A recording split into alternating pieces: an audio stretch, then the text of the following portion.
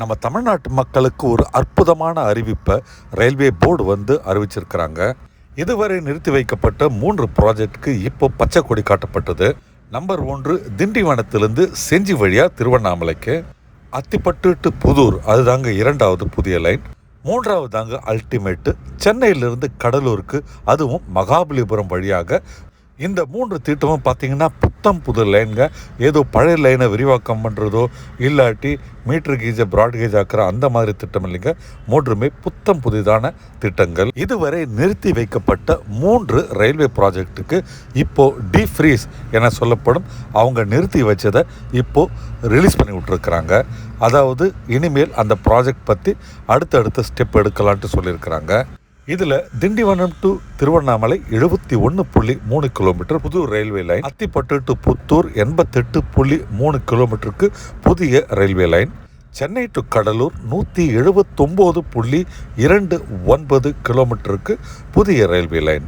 Tindivanam to திருவண்ணாமலைக்கு வழியில் செஞ்சின்ற ஒரு ஸ்டேஷன் வருதுங்க. இடையில என்னென்ன ரயில்வே நிலையங்கள் வரப்போகுதுன்றது அவங்க இன்னும் அறிவிக்கலை.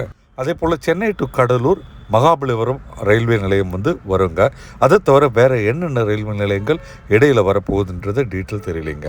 திட்டத்தினுடைய செலவு மதிப்பீடு எவ்வளோ, அதை தவிர அதனுடைய உருவாக்கும் காலம் எத்தனை அப்படின்ட்டு அதெல்லாம் எதுவுமே இது வரைக்கும் சொல்லலைங்க. இந்த 3 திட்டத்தையும் இப்போது ரிலீஸ் பண்ணி கொடுத்துருக்குறாங்க ரயில்வே போர்டு. இனி மற்ற விவரங்கள்லாம் ஒன்று ஒன்றா வெளிவரும் நண்பர்களே.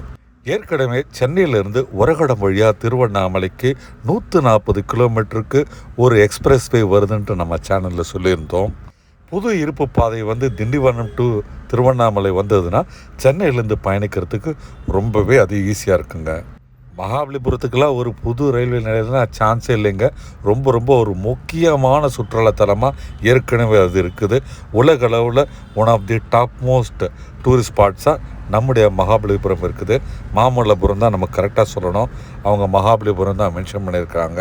நம்முடைய தமிழ்நாடு அரசு தலையிட்டு அதை மகாபலிபுரத்துலேருந்து மாமல்லபுரமாக பிற்காலத்தில் மாற்றுவாங்கன்னு நம்புவோம்.